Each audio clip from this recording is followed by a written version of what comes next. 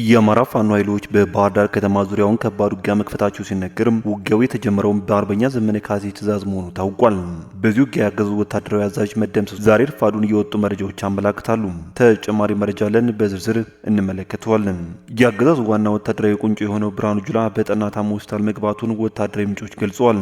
ምንጮቹ አክለውም የጦር ሰራዊቱ ለጊዜው በሌላ ሰው እንዲመራ ተወስኗል የተባለው የተተካውን አዛዥ እንዲሁም ስለ ህመሙ ምክንያት መረጃዎችን አሰባስበን ይዘመተናል። በቆይታችን በስፋት የምታደምጡት ይሆናል። አዳሩን በወሎና በጎንደር ቀጠናም ትንቅንቁ ቀጥሎ ወሳኝ ድሎች መመዝገባቸው ሲነገርም ከሸዋ ቀጠናም ሰበር አንድነት ዜና ሰምቷል። ሁሉንም መረጃዎች በዝርዝር ታደምጡታላችሁ። ሰላም ጤና ይስጥልን ክቡራን ቤተሰቦች እንደምን ቆያችሁ? በቆይታችንም ቀደም ሲል ባርቻ ያስደመጥናችሁን ዜናዎች እንዲሁም ሌሎች መረጃዎችን በዝርዝር ወደ እናንተ እናደርሳለን። እናንተም ለቻናሉ አዲስ ከሆናችሁ ሰብስክራይብ እንዲሁም ቪዲዮ ላይክና ሼር እንድታደርጉ በትህትና እየጠየቅን በቀጥታ ወደ ዝርዝር መረጃዎች አለፍን። በድጋሚ አብራችሁን ቆዩም። የመከላከያ ሰራዊት አዛዥ የሆነው ብርሃኑ ጁላ በጠና ታሞ ሆስፒታል መግባቱን የሚያሳዩ መረጃዎች ወጥተዋል። ብርሃኑ ጁላ አሁን አጋጥሞታል በተባለው ከፍተኛና ድንገተኛ ህመም ምክንያት ወደ ጦር ኃይሎች ሆስፒታል መግባቱም ተረጋግጧል። የህመሙ ምክንያት በውል ባይታወቅም ማርሻሉ ግን በአሁኑ ሰዓት ኮማ ውስጥ ናቸው እየተባለ ይገኛል። ይህን ተከትሎም የጦር ሰራዊቱን ሙሉ በሙሉ ለጊዜውም ቢሆን ብርሃኑ በቀለ እንዲመራው ከ4 ኪሎ ትዕዛዝ መሰጠቱንም ወታደራዊ ምንጮች ለሚዲያችን ገልጿል። የ4 ኪሎ መንበረ ስልጣንን ተቆጣጥሮ የሚገኘው የብልጽግና አገዛዝ ሀቀኛ የውይይትና የሰላም በሮችን ክርችም አድርጎ በመዝጋት ጦርነትን የሁሉም ችግሮች ብቸኛ የመፍቻ መሳሪያ አድርጎ በመጠቀም ሀገሪቱን በጦርነት ማመሱን ቀጥሏል። የጠቅላይ ሚኒስትር አብይ አህመድ የመደመር አገዛዝ ወደ ስልጣን ከመጣም ከ7 ዓመት በላይ እንደሆነ የሚታወቅ ሲሆን ባለፉት 7 ዓመታት ውስጥም በአነስተኛ ግምት ከ1 ሚሊዮን በላይ የሚሆኑ ትውልደ ኢትዮጵያውያን ንጹሐን ሰዎች ህይወታቸውን አጥተዋል። ከዚህ ያልተናነሰ ህዝብም አካል ጉዳተኛ መሆኑም በየዕለቱ የሚወጡ መረጃዎች ያሳያሉ።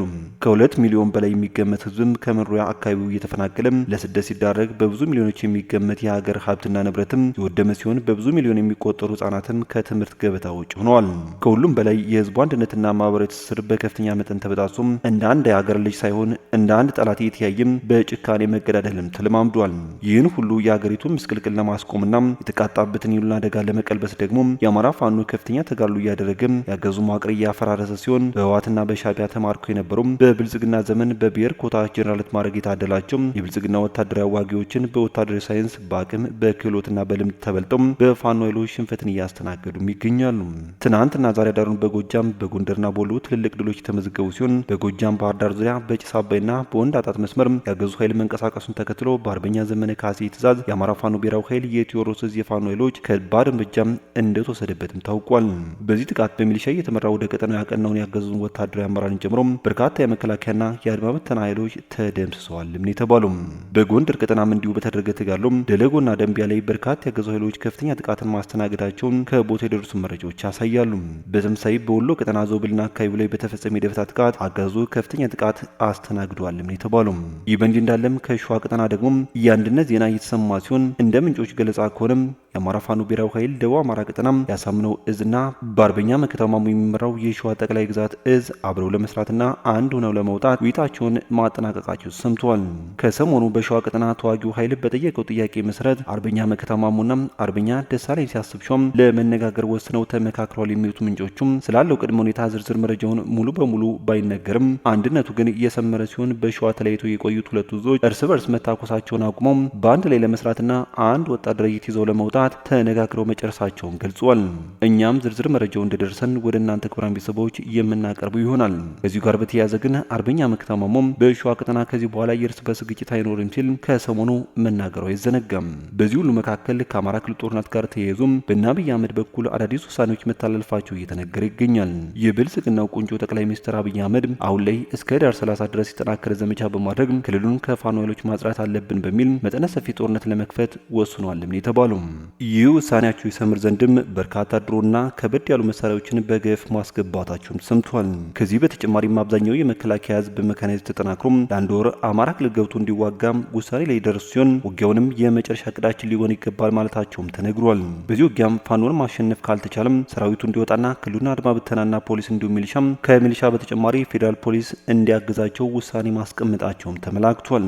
ከዚህ ጋር ተያይዞ እናረጋ ከበደ ክልሉ ላይ ይቀራሉ በተባሉ ኃይሎች ክልሉን መቆጣጠርና መያዝ ካልቻሉም አማራ ፋኖ እንዲቆጣጠረው ተደርጎና አብይ አህመድ ድርድር ለማድረግ ሀሳብ እንዳላቸውም የደረሱ መረጃዎች ያሳያሉ።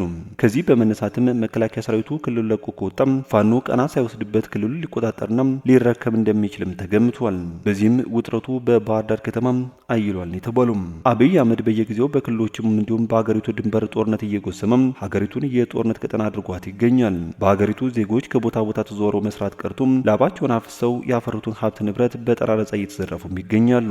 በአንዳንድ አካባቢዎች ሰዎች የዘር ግንዳቸው ተቆጥሮም እርጉዝ እናቶች፣ ህጻናት፣ ወጣቶችና አባቶች አሁንም እየተገደሉ ይገኛሉ። ከዚህ በፊት በተለያዩ የሀገሪቱ ክፍሎች ለውጥ መጣ በሚል ከዳር እስከ ዳር በተለያዩ ሁኔታዎች ሀገሪቱ ውስጥ ትናጥ የቆየች ሲሆን አሁን ደግሞ በአንጻሩ ተገልብጦም ሀገሪቱ በጦርነት እየተናጠ ይቀጥላለች።